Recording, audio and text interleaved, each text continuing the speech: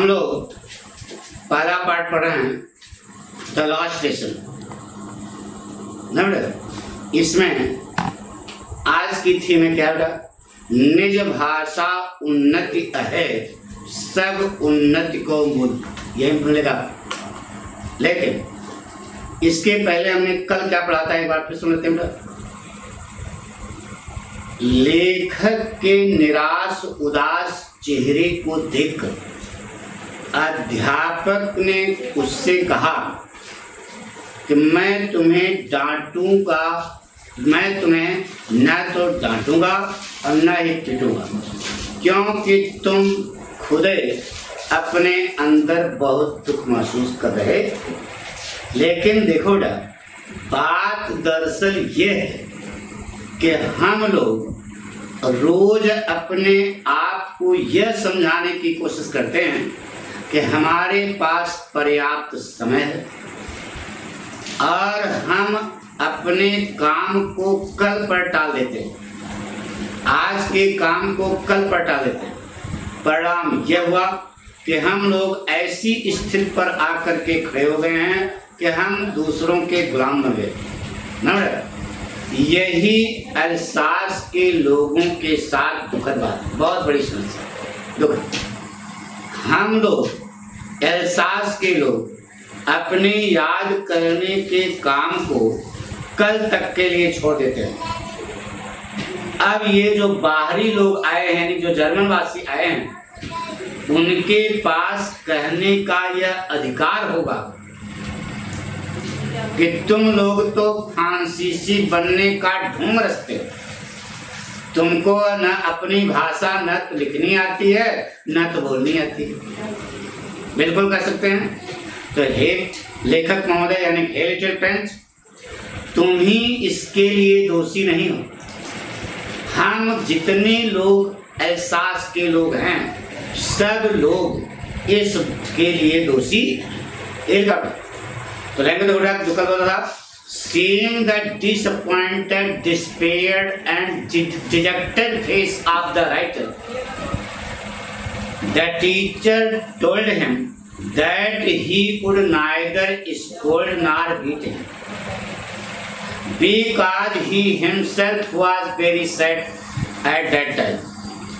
But the matter is that, मामला यह है कि we people of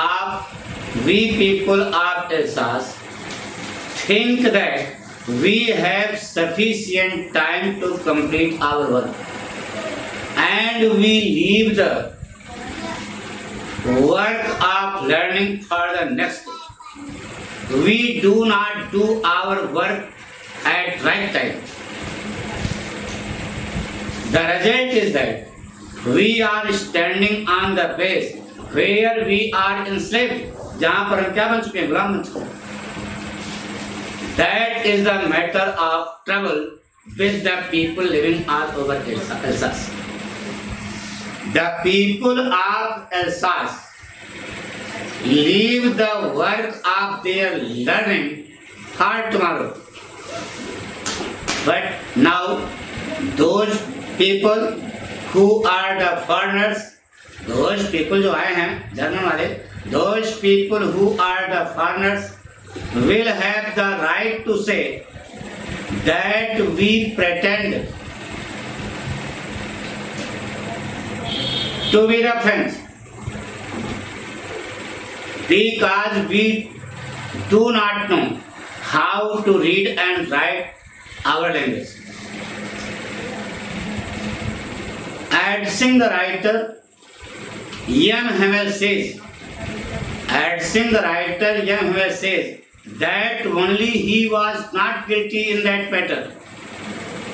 Every citizen living all over Alsace are guilty in that case. इस मामले में एहसास के सारे लोग क्या हैं? अपराधी। आगे लिखा है, लेखक को संबोधित करते हुए अध्यापक महोदय कहते हैं कि तुम्हारे पिताजी तो चाहते ही नहीं थे कि तुम शिक्षित हो, वे तुमको खेत में काम करने के लिए अथवा किसी मिल में काम करने के लिए भेजना चाहते थे ताकि थोड़ा और पैसा आ सके। तो लेखक महोदय यानी लिटिल फ्रेंड्स, तुम निराश न हो। तुम ही जो है इसके लिए दोषी नहीं हो, मैं भी दोषी हूं।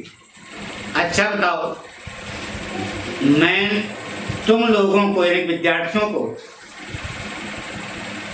पाठ याद करने की जगह बगीचे में फूलों को पानी देने के लिए नहीं भेज दिया करता था।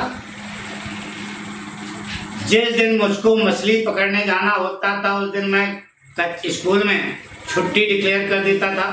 तो इन सारी चीज़ों के लिए पूरा समाज दोषी है, यानी कि पूरे एहसास में रहने वाले लोग इस सब के लिए क्या है, दोषी हैं। केवल तुम्हारी ही गलती नहीं है।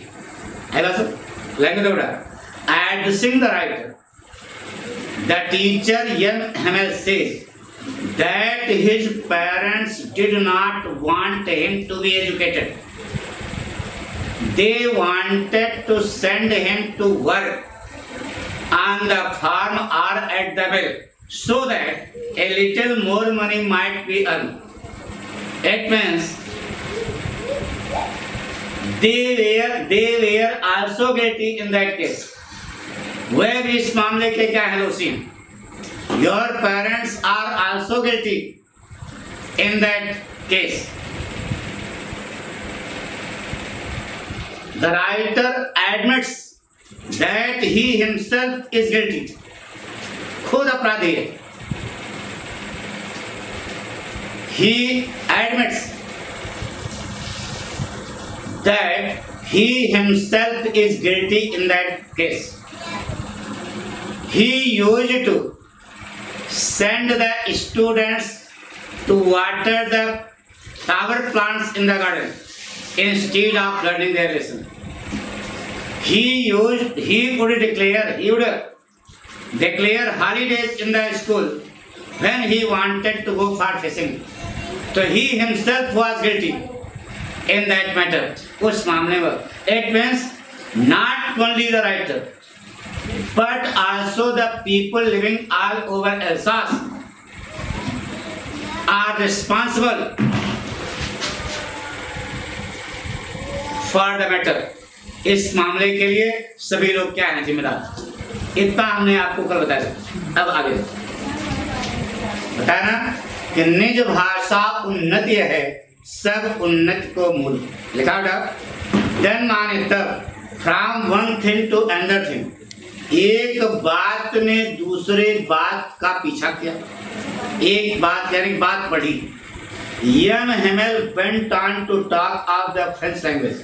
यम हेमेल फ्रेंच भाषा पर बात करना जारी रखे, saying that, कहते हुए कि it was the most beautiful language in the world. French भाषा संसार की सबसे सुंदर भाषा है। The clearest, सबसे ज्यादा साफ भाषा है। The most logical, बहुत ही सबसे ज्यादा तर्क संगत लैंग्वेज है। लॉजिकल, तर्कपूर्ण। That we must guard it, इस भाषा की हमें अवश्य सुरक्षा करनी चाहिए। Among us, that we must guard it among us, यानी कि इस भाषा को हमें अपने अंदर बनाए रखना चाहिए। And never forget it, और हमें अपनी भाषा को भी भूलना नहीं चाहिए। Because, क्योंकि when a people are enslaved, a people माने एक राष्ट्र, जब एक राष्ट्र के लोग गुलाम बन जाते हैं, as long as they hold fast to their language, जितनी देर तक वह अपनी भाषा को मजबूती से पकड़े रहते हैं, तो एज इफ मानो कि यदि वह अपनी भाषा को मजबूती से पकड़े रहते हैं, तो मानो कि they had the key to their prison, उनके पास जेल की क्या है, चाबी। ठीक है, इतना तो देखो बेटा, हमने आपको बताया। इसके बाद एक वार्तालाप ने दूसरे वार्तालाप का अनुसरण किया। यम हेमेल फ्रेंच भाषा की प्रशंसा करना जारी रखे। एम हेमेल की निगाह में फ्रेंच जो है यह संसार की सबसे सुंदर भाषा, सबसे साफ सुथरी भाषा है, सबसे ज्यादा तर्क संगत भाषा है। वह एल्सास के लोगों को सलाह देते हैं कि उन्हें अपनी भाषा को मजबूती से पकड़ करके रखना चाहिए और उसे कभी भूलना नहीं चाहिए। अगर एक राष्ट्र के लोग गुलाम बन जाते हैं तो उन्हें अपनी भाषा पर पकड़ मजबूती से बनाए रखनी चाहिए। यदि वह ऐसा करते हैं तो निश्चित है कि उनके पास परतंत्रता के ताले की चाबी होती है, यानी कि निज भाषा उन्नति है, सब उन्नति को मूल। ध्यान सुनो, एक बार बोलेंगे, ध्यान सुनो। Afterwards one talk followed another. M Hamel began to appreciate the French language. He kept on appreciating the French language. In the eyes of M. Hamel, French is the most beautiful language of the world. French is the clearest and most logical language of the world. So they should try. The writer advises the people living. The writer name M. Hamel advises the people living all over Alsace that they should try their best to hold fast their language. According to the writer M. Hamel, if the people of a country are enslaved, so they should try their best to hold fast their language. If they do so, so they have the key of the lock of independence.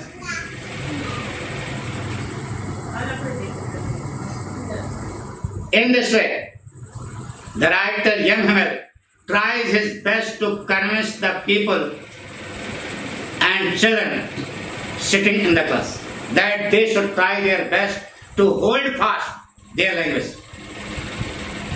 निज भाषा उन्नति है, सब उन्नति को मूल। इसके बाद क्या हो रहा? Then he opened a grammar. तब उन्होंने ग्रामर की किताब खोली and read us our lesson. आज उन्होंने हमको हमारा पाठ सिखाया। I was amazed to see. मैं आश्चर्यचकित था कि how well I understood it. मैं इसको कितना अच्छे ढंग से समझ रहा था। All he said seemed so easy. जो कुछ वे कर रहे थे बहुत ही सरल था। I think, मैंने सोचा, that I had never listened so carefully. मैंने सोचा कि मैंने इसके पहले इतनी सावधानी पूर्वक उनकी बात को कभी नहीं सुना था। And that he had never explained everything with so much patience. और उन्होंने इतने धैर्य के साथ प्रत्येक चीज को कभी एक्सप्लेन नहीं किया।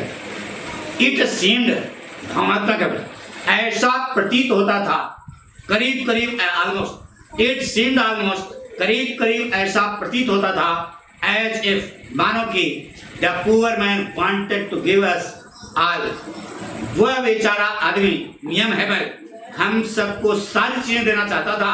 He knew, जो वह जानता था। बिफोर गोइंग अवे, जाने के पहले वह अपना सारा ज्ञान अपने विद्यार्थियों के दिमाग में भरना चाहता, and to put it all into our heads at one stroke. एक स्ट्रोक में, क्षण भर में वह अपने सारे ज्ञान को अपने विद्यार्थियों के दिमाग में उड़ेलना चाहता था। क्या गड़बड़? इसके बाद क्या हुआ? किताब खोल करके एम हेमेल ने विद्यार्थियों को ग्रामर का पाठ सिखाया। अध्यापक के टीचिंग मेथड को सुन करके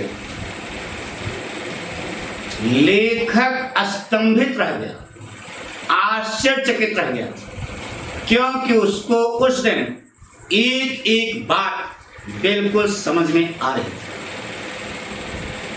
और अध्यापक महोदय साफ साफ सरल शब्दों में प्रत्येक बात, प्रत्येक चीज को बता रहे थे। धैर्यपूर्वक वह सारी बात, सारी चीजों की व्याख्या कर रहे थे। लेखक ने रियलाइज किया कि उसने इतनी सावधानी पूर्वक अध्यापक के द्वारा पढ़ाए गए पाठों कभी सुना नहीं। भावनात्मक ऐसा प्रतीत होता था कि अध्यापक महोदय अपने सारे ज्ञान को अपने विद्यार्थियों के दिमाग में एक ही बार में उड़े देना चाहते थे, भर देना चाहते थे। यानी कि यह हमें वाज ए परफेक्ट टीचर, एक पूर्ण अध्यापक। करेक्ट, हमने आपको बताया, ध्यान सुनो। Afterwards opening the book, the teacher taught the students the lesson of grammar.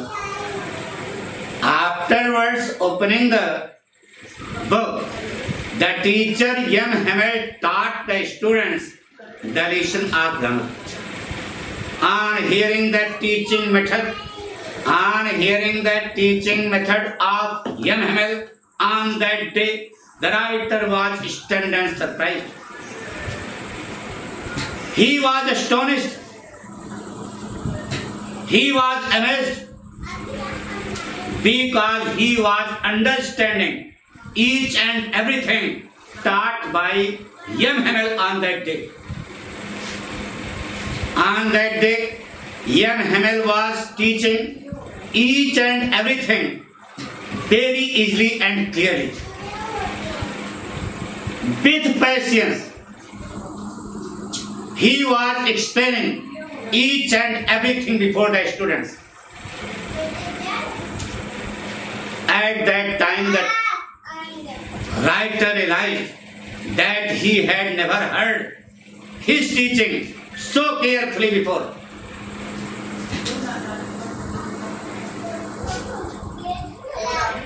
According to the writer, it seemed as though M. Hamel was trying his best to throw his full knowledge into the minds of the students at one stroke. यानी कि M. Hamel, on that day, M. Hamel was trying his best to power his full knowledge into the mind of the students. The character of M. Hamel is appreciable. It means he was a perfect teacher. वह एक पूर्ण अध्यापक थे। तो आज इतना number, बाकी जो है थैंक यू।